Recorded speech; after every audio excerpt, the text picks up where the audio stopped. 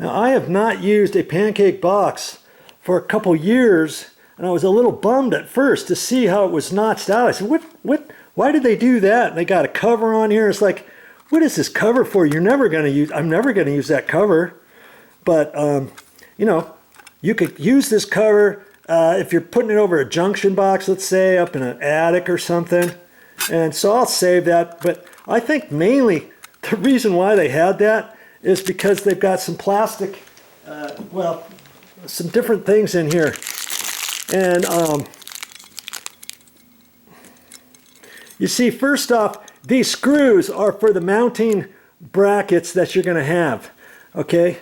And they put a plate back there, and so your screw is going through this and that to hold your ceiling fan. I really was hoping they would do that slightly different, because the old pancake boxes, you could get a pancake box with just that much on the top, or you get one for a ceiling fan, and this whole, it would have a whole little sleeve right there, like a coupling sleeve with threads in it. And so when you put the screw in, the screw's not only going through metal that thick, it's going through all the threaded rod from there down. Do you see what I mean? But apparently they don't care. They don't care about that. They think that's enough, and it will be. It will be enough anyways. Okay, and so they give you some different things. I'm going to open up this little plastic bag.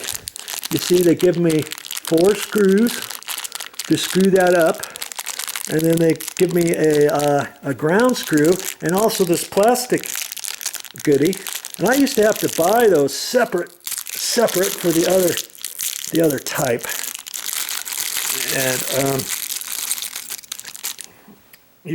I could have used a Romex connector or something, but here I don't have to use a Romex connector. See this little thing? It's designed. See how it's got it's designed where your wire goes in through there. When it comes into your box, it grabs right on it. It's hard to push your wire through there. Usually I take a screwdriver and I'll kind of push on that and make sure I can open it up a little bit so that it's easier. It's slightly easier to get the wire through there. But see, once I take the knockout, once I pull that knockout out, then I'm gonna put this in there, and it will snap. It's got a little groove in there. It'll snap right in there. Okay, and because my wire, well, I got to think about this here for a minute. Yeah, once I fish my wire up, I'm going to go up through here and then over to that other box. Then I'm going to have a wire sticking out, and then I'm going to have to put it in this. So for me, I'm going to have to put this in from the back and let this stick up into this box. Okay, and that's fine. I can do that. And then I'll still have enough room to bend the wire over and have it fit in the box. Even if it was stuck up just slightly above this edge, it's really not going to matter that much, because there's going to be a bracket. There's going to be a bracket on there for the ceiling fan to fit on. Do you see what I mean? And then there'll be a housing thing. So it doesn't matter if all your wires are in there. Plus, I'm only going to have a black wire, a white wire, and a ground wire. And see the ground screw that comes with it. There's one of these holes specifically for the ground. So I'm going to have to look at that. I want to be strategic with that to figure out which knockout. Do I want to do this knockout and have the ground over there? And I think I'll do that, because if I put the knockout over here and have the ground screw right next to it, I've got the wire coming into this box and fold it over. And then I could still put the ground wire there, but then it's tricky to get the wire over. So I'm going to flip this around and knock this side out, slip this in, okay, and then fold the wire over, and then the ground screw will be over here, okay. And then before I screw this up into the wood, I may pre-drill it, or maybe not. These screws are only about 1 inch long, inch and an eighth long. They're designed to hold this pancake box up there. It's designed to hold a ceiling fan weight, and that ceiling fan is really not that heavy. 25 pounds maybe. And I'm going to have this screwed up there stout. Because see, I'm going to knock that out. I'll have 2 mounting screws there. I'll have 2 mounting screws there. And wait a minute. My knockout's going to be there, okay? So then my wood is going to be from here over. So I can put 2 screws here. I can put my other screw there. You see? These 2 screws and that screw. I could put another mounting screw there. I got 4 screws. Or I could drill another hole right there and put the other screw in there. So I can do it however. You see what I mean? And then where that hole is for the ground screw, you see this ground screw, once I put that ground screw in, it's pretty long, right? It's going to stick up out of the back of the box. And so before I attach this, I'll hold that up there, I'll mark where that is, and then I'll pull this back down, and then I may just drill a hole in the wood. And it can be bigger than that because it's not going to hold, this isn't going to hold anything. It's just so that this will go up into that wood cavity, because this ground screw is going to be held on the threads right there. You see? Is it all coming together for you? I hope so.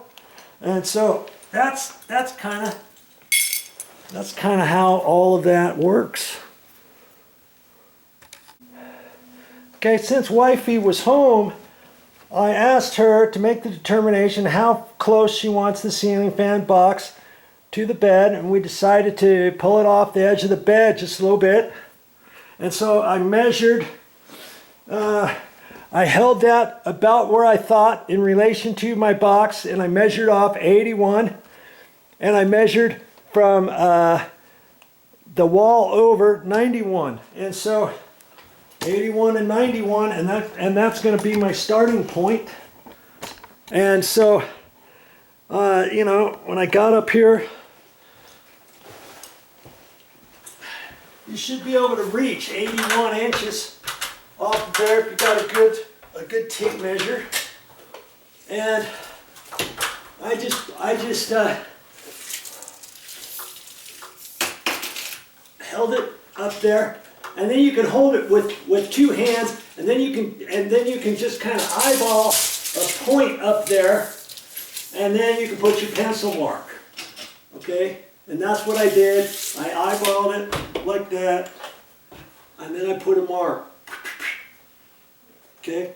And then I didn't know in relation the other way, so I gotta slide my ladder over this other way and see where 91 is, because if that marked, that was an arbitrated, justified guess as to where that was. You could take a plumb bob down there if you want, but I just did that, and then I held my tape out like that, and son of a gun, if it wasn't exactly where 91 was, okay?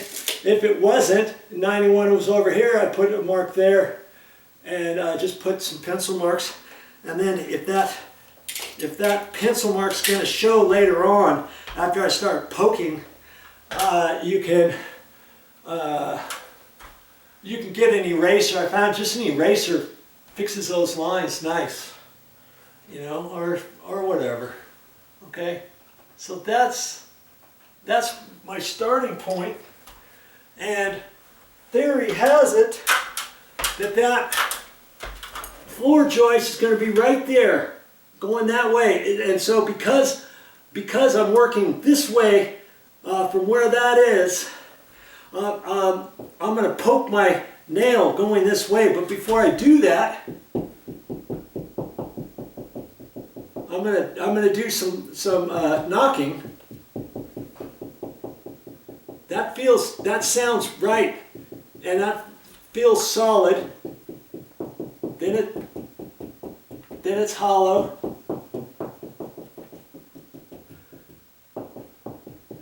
And then See, I'm pretty sure I'm going to hit wood right there. Okay, so I gotta get set up for that.